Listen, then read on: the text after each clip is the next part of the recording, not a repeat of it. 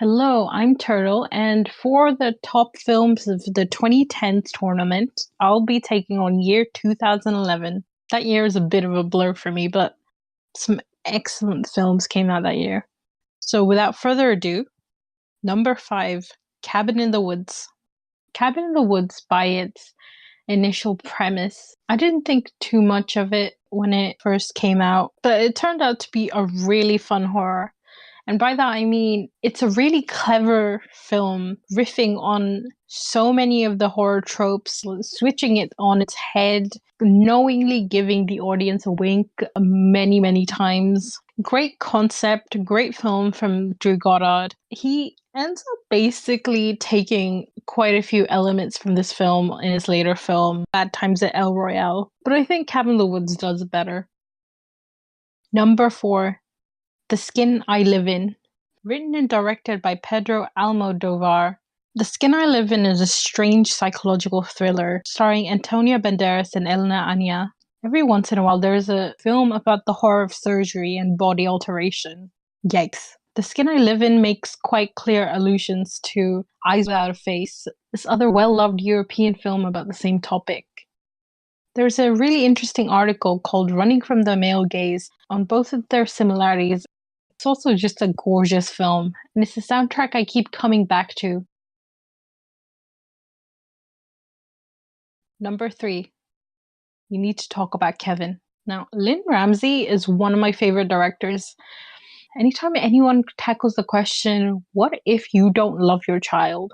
Especially if the main character is a woman, I really have to admire that. For me, looking back on this film recently has been a natural antidote to seeing Zac Efron Ted Bundy film, which I didn't love too much. Lynn Ramsey has a history of looking at violence in a really interesting and non-glorifying way that I can't talk more highly about.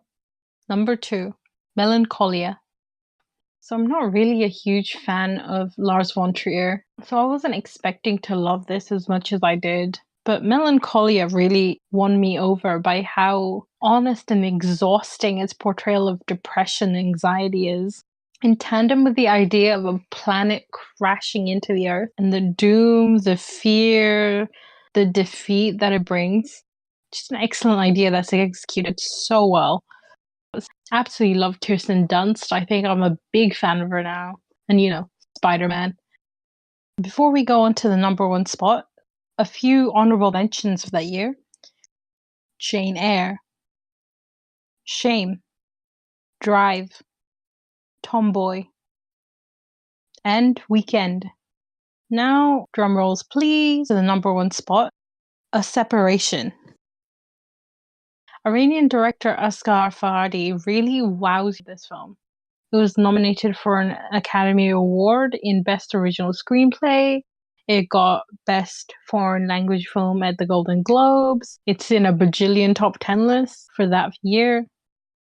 A Separation is exactly what it says on the tin. It's about a married couple who have a separation and the series of events that follow it as a consequence.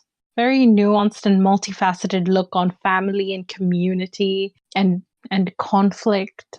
Just an exceptionally well written and well directed film by Farhadi. The drama of these people's lives, just incredibly captivating. I was so taken, always wanting these main characters to land on their feet, but you're confronted by the fact that they are human and they do fuck up and they do terrible things sometimes. That's a really difficult quality to have in a film. So that's it. That's my top 5 films of 2011. Let me know what you think. Do you hate anything that I love? Did I miss out on anything? Thank you for watching this very late video. Tune in to find out the top 5 films of 2012. Very exciting year. Without further ado, I've been Turtle. See you later.